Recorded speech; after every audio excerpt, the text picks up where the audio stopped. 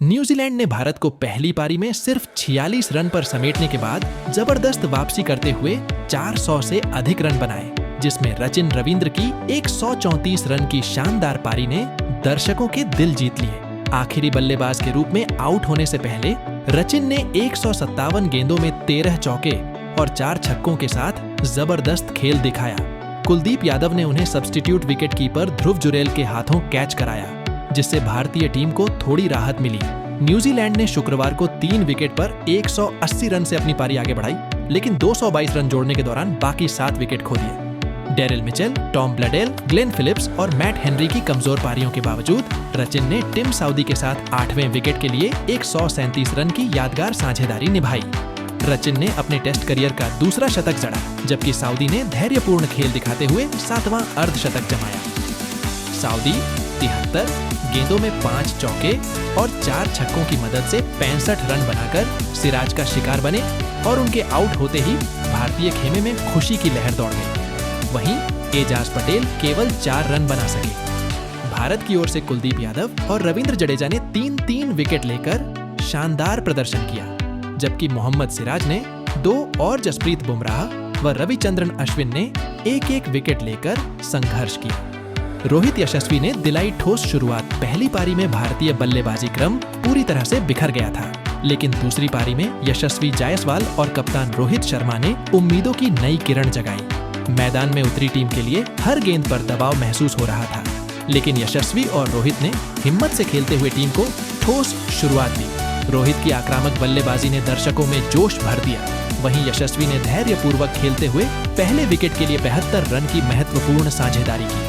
ऐसा लग रहा था मानो भारत फिर से मजबूती से खड़ा हो रहा हो। लेकिन तभी स्पिनर एजाज पटेल ने यशस्वी को आउट कर भारतीय खेमे में निराशा की लहर दौड़ा दी। यशस्वी की 52 गेंदों में 35 रन की पारी, जिसमें 6 शानदार चौके शामिल थे, ने टीम को मजबूती दी, लेकिन उनका आउट होना एक बड़ा झटका साबित हुआ।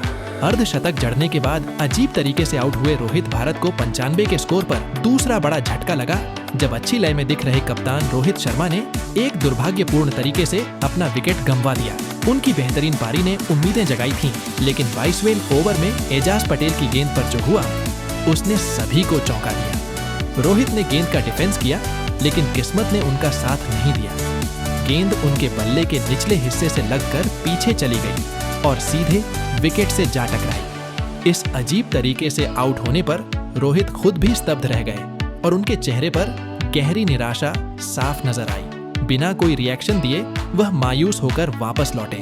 उनकी 63 गेंदों में 8 चौके और 1 छक्के की मदद से खेली गई 52 रन की शानदार पारी, जो टीम के लिए एक मजबूत नींव रख रही थी, अचानक खत्म हो गई और भारतीय खेमे में निराशा की लहर दौड़ गई। सरफराज विराट की दमदार साझेदारी 2 शुरुआती झटकों के बाद जब ऐसा लगने लगा था कि भारत फिर से मुश्किल में फंस सकता है, तभी कोहली और सरफराज ने मोर्चा संभाला। दोनों ने अपने अनुभव और धैर्य से खेलते हुए तीसरे विकेट के लिए 136 रनों की बहुमूल्य साझेदारी की। सरफराज ने आत्मविश्वास से भरी पारी खेलते हुए अपने टेस्ट करियर का चौथा अर्धशतक जड़ा और फिर कोहली ने भी शानदार अंदाज में 50 पूरा किया। इस बीच कोहली ने टेस्ट क्रिकेट में 9000 रन पूरे कर इतिहास में अपना नाम दर्ज करा लिया।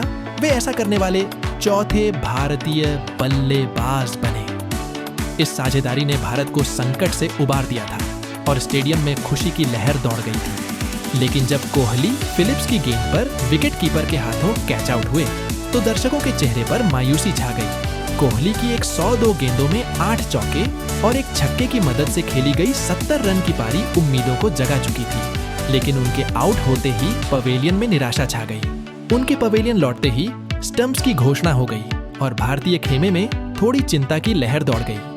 बंगलुरु टेस्ट के तीसरे दिन बना रिकॉर्ड भारत और न्यूजीलैंड के बीच बंगलुरु के एम चिन्नास्वामी स्टेडियम में खेले जा रहे पहले टेस्ट मैच का तीसरा दिन क्रिकेट प्रेमियों के लिए यादगार बन गया। तीसरे दिन मैदान पर जबरदस्त रोमांच देखने को मिला, जहां कुल 453 रन बने और 10 विकेट गिरे। ये एक अद्वितीय दिन था, क्योंकि भारत में खेले गए किसी टेस्ट मैच में एक दिन में बना यह दूसरा सर्वाधिक स्कोर है। दर्शकों की उत्सुकता चरम पर थी।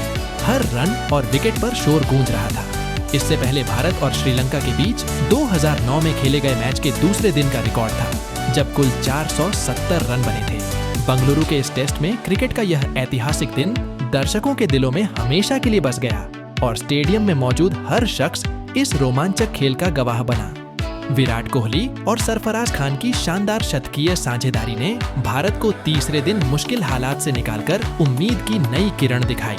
न्यूजीलैंड की पहली पारी के 402 रनों के विशाल स्कोर और 356 रनों की भारी बढ़त ने भारतीय खेमे में दबाव बढ़ा दिया था, लेकिन रोहित शर्मा, विराट कोहली और सरफराज खान के अर्धशतकों ने धीरे धीरे भारत को उस संकट से उबारा। दर्शक हर चौके और साझेदारी पर जोश में झूम उठे, मानो भारत के लिए नई उम्मीद जाग उठी हो। लेकिन जब तीसरे दिन की आखिरी गेंद पर कोहली का विकेट गिरा तो मैदान पर और भारतीय ड्रेसिंग रूम में निराशा का भाव साफ झलकने लगा। भारत ने दिन के खेल की समाप्ति तक अपनी दूसरी पारी में 3 विकेट पर 231 रन बना लिए हैं, लेकिन अभी भी न्यूजीलैंड से 125 रन पीछे है, जिससे मैच का रोमांच चरम पर पहुंच गया है। सरफराज खान क्रीज पर डटे हुए हैं। 78 गेंदों में 7 चौके और 3 छक्के जड़ते हुए उन्होंने 70 रन बना लिए हैं। उनकी पारी ने भारतीय फैंस को उम्मीद दी है कि भारत इस मैच में वापसी कर सकता है। कोहली और सरफराज की शानदार साझेदारी मैदान पर माहौल को गरमा रही थी, लेकिन ग्लेन फिलिप्स ने कोहली का अहम विकेट लेकर इस साझेदारी को तोड़ दिया, जिससे भारतीय खेमे में हल्की निराशा छा गई। न्यूजीलैंड की ओर से एजाज पटेल ने 2 महत्वपूर्ण विकेट चटकाए, जबकि फिलिप्स को एक सफलता मिली। अब सभी की नजरें चौथे दिन पर टिकी हैं, जहां सरफराज से एक बड़ी पारी की उम्मीद की जा रही है, जो भारत को इस कठिन स्थिति से बाहर निकाल सके। दोस्तों, क्रिकेट की सभी अपडेट के लिए आपके अपने चैनल क्रिकेट बॉस को जरूर सब्सक्राइब करें।